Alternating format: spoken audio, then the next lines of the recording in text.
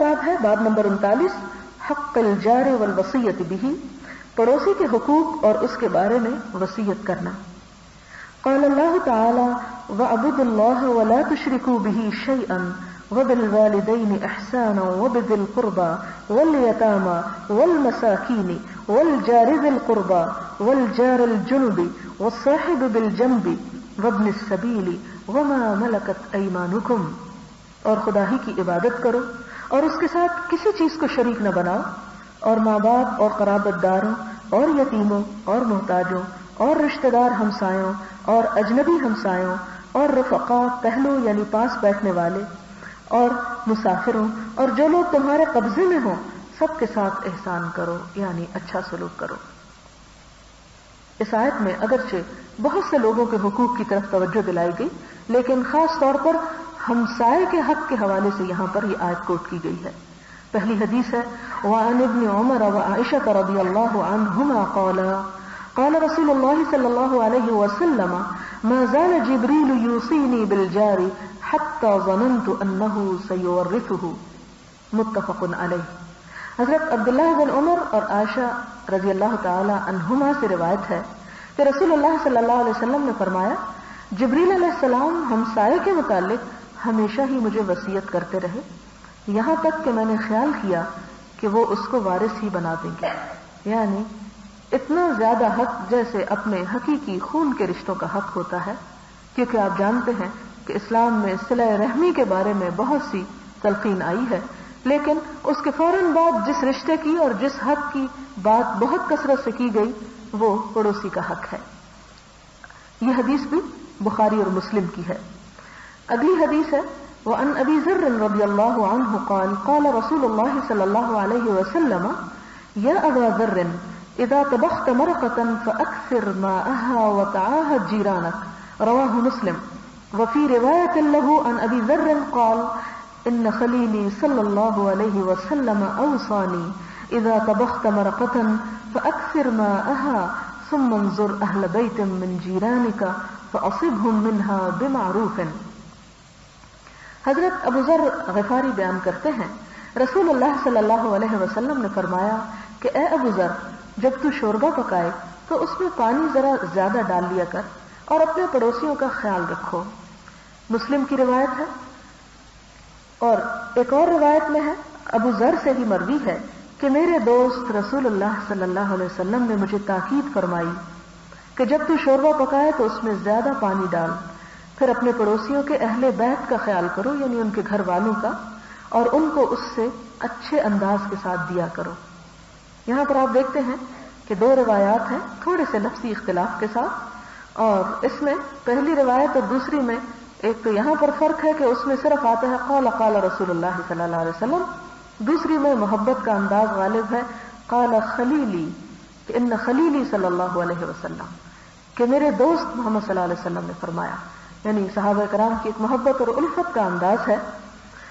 اور پہلی روایت میں آیا ہے کہ صرف پانی ڈال دو اور پڑوسیوں کا خیال رکھو، جبکہ دوسری میں تھوڑی تفصیل بھی آئی ہے، اور تفصیل میں یہ ہے کہ صرف پڑوسی نہیں بلکہ پڑوسی کے گھر والوں کا بھی، یعنی صرف مردوں کا خیال نہ کریں بلکہ اس میں ان کے گھر والوں کا بھی لحاظ رکھیں۔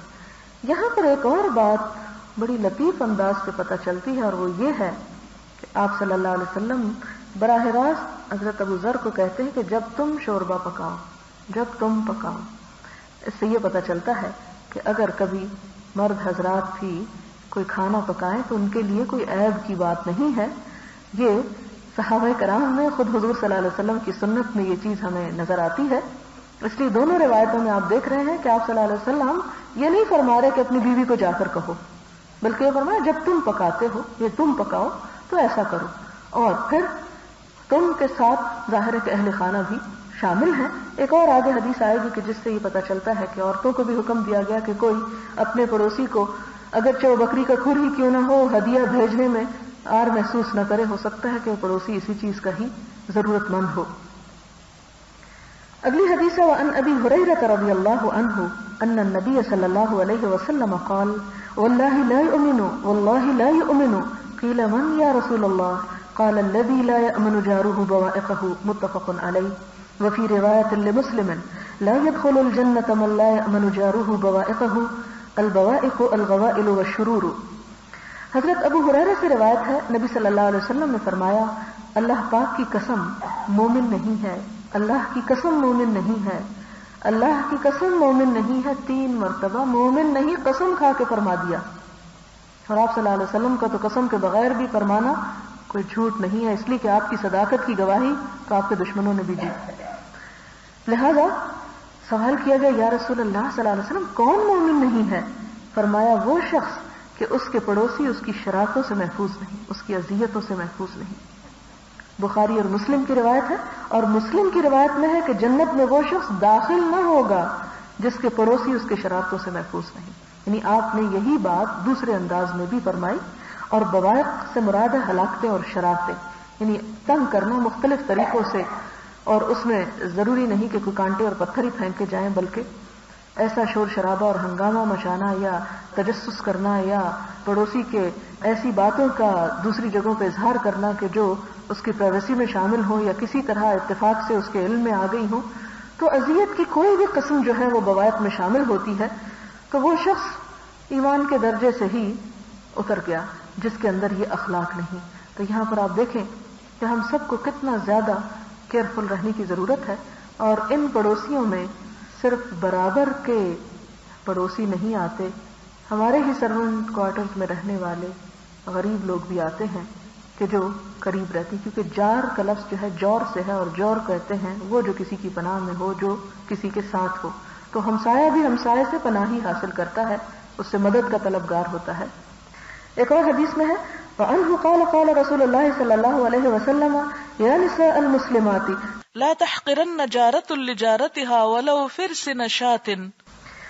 حضرت ابو ہریرہ بیان کرتے ہیں کہ رسول اللہ صلی اللہ علیہ وسلم نے فرمایا کہ اے مسلمان عورتوں اپنی پڑوسن کے لیے کوئی چیز حقیر نہ سمجھو، اگرچہ بکری کا ایک کھری ہدیہ بھیجو. بخاری اور مسلم کی روایت. یعنی ضروری نہیں کہ آپ اگر کسی کے گھر میں کچھ بھیج رہے ہیں تو بہت اعلیٰ درجے کی یہ چیز ہو، اور اگر آپ کی توفیق نہیں اعلیٰ بھیجنے کی تو آپ کہیں کہ یہ میں کیسے بھیجوں، اور اس میں شرما کے آپ اس موقع کو ضائع کر دیں. تو فرمایا نہیں، اگرچہ حقیر چیز بھی ہو لیکن وہ کسی بھی طرح استعمال ہو سکتی ہو تو اس کے دینے میں حرج نہیں. لیکن اس سے یہ مطلب نہیں نکلتا کہ انسان ہمیشہ بہترین چیز گھر میں رکھ لے، اور خاص طور پہ جو قربانی آنے والی ہے اس میں بچا کچا مال، ہڈیاں اور پائے دوسروں کے ہاں روانہ کر دے.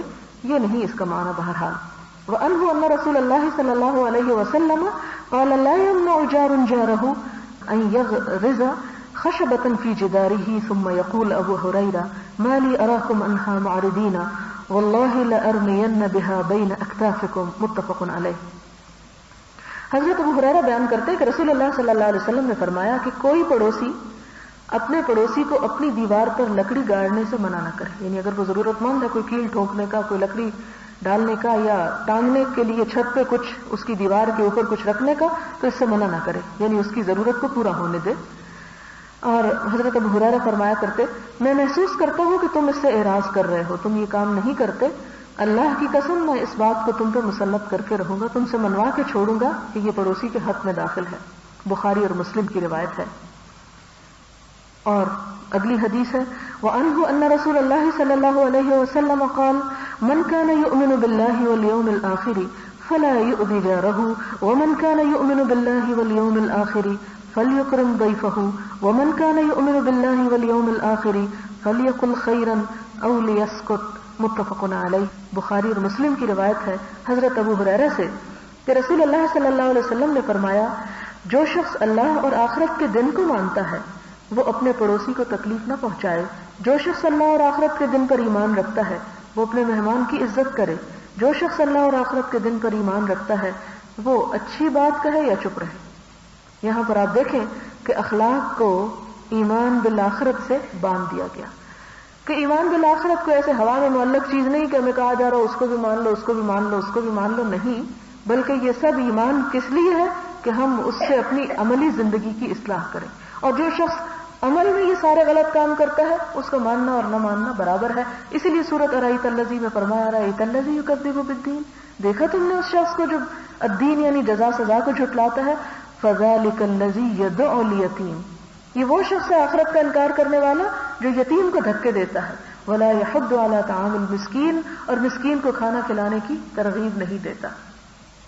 اگلی حدیث ہے وعن ابي شريح الخزاعي رضي الله عنه ان النبي صلى الله عليه وسلم قال من كان يؤمن بالله واليوم الآخر فليحسن إلى جاره ومن كان يؤمن بالله واليوم الآخر فليكرم ضيفه ومن كان يؤمن بالله واليوم الآخر فليقل خيرا أو ليسكت۔ رواہ مسلم۔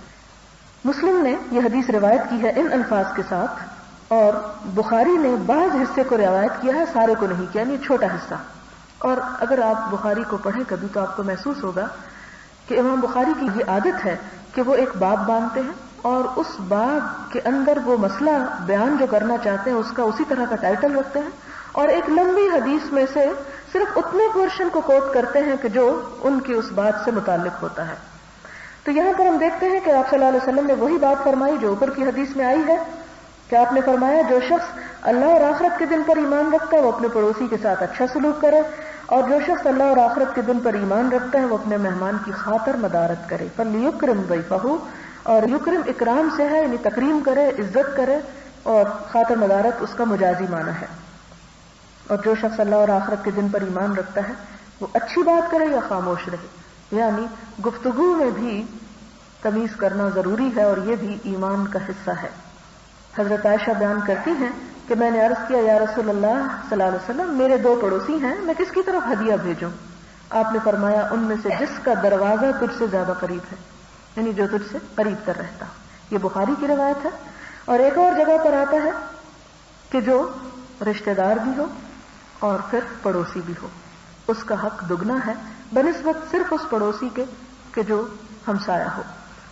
اگلی حدیث حضرت عبداللہ بن عمر ہی سے روایت ہے کہ رسول اللہ صلی اللہ علیہ وسلم نے فرمایا اللہ کے ہاں بہتر دوست وہ ہیں جو اپنے دوست کے ساتھ خیر خواہی کریں، اس کا بھلا سوچے، اور اللہ کے نزدیک بہترین پڑوسی وہ ہیں جو اپنے ہمسائے کے ساتھ خیر خواہی کریں۔ حدیث حسن ہے۔ یہاں پر ہمسائے کے حوالے سے یہ بات ہے کہ وہ صرف بظاہر اچھا معاملہ نہ رکھیں، بلکہ جب پڑوسی غیر حاضر ہو یا اس کو کوئی اس کی غیر موجودگی میں اس کے گھر یا مال یا جان عزت کو کوئی نقصان پہنچانے کی طرف بڑھے تو وہ یہ سوچ کے نہ بیٹھا رہے اس سے میرا تو کوئی تعلق نہیں، وہ جانے اس کا کام جانے، نہیں، اسے ذمہ دار قرار دیا گیا کہ وہ اس کے بارے میں بھی اسی طرح کا دل اور اسی طرح کی خیر خواہی کے جذبات رکھے جس طرح وہ اپنے جان مال اولاد کے بارے میں رکھتا ہے۔ اللہ تعالی ہمیں عمل کی توفیق دے۔ وآخر دعوانا ان الحمد للہ رب العالمین۔ سبحان اللہ وبحمدہ عدد خلقہ ورضا نفسہ وزنۃ عرشہ ومداد کلماتہ سبحان اللہ العظیم۔ اللهم صل على سيدنا ومولانا محمد وبارك وسلم۔ ربنا آتنا في الدنيا حسنة وفي الآخرة حسنة وقنا عذاب النار۔ ربنا هب لنا من أزواجنا وذرياتنا قرة أعين واجعلنا للمتقين إماما۔ يا حي يا قيوم برحمتك نستغيث اللهم إنا نعوذ بك من جهد البلاء ودرك الشقاء وسوء القضاء وشماتة الأعداء۔ اللهم إنا نسألك العافية في الدنيا والآخرة۔ اللهم إنا نسألك العفو والعافية في ديننا ودنيانا وأهلنا ومالنا۔ اللهم استر عوراتنا وآمن روعاتنا۔ اللهم احفظنا من بين أيدينا ومن خلفنا وعن يميننا وعن شمائلنا ونعوذ بعظمتك أن نغتال من تحتنا۔ اللهم طهر قلوبنا من النفاق وعملنا من الرياء ولساننا من الكذب وأعيننا من الخيانة فإنك تعلم خائنة الأعين وما تخفي الصدور۔ لا إله إلا الله أنت الحليم الكريم۔ سبحان الله رب العرش العظيم والحمد لله رب العالمين۔ رب نسألك موجبات رحمتك وعزائم مغفرتك والغنيمة من كل بر والسلامة من كل اسم لا تدع لنا ذنبا إلا غفرته ولا هما إلا فرجته ولا حاجة هي لك رضا إلا قضيتها يا أرحم الراحمين. إلهي آمين. سبحانك اللهم وبحمدك نشهد أن لا إله إلا أنت نستغفرك ونتوب إليك. والسلام علیکم ورحمۃ اللہ وبرکاتہ.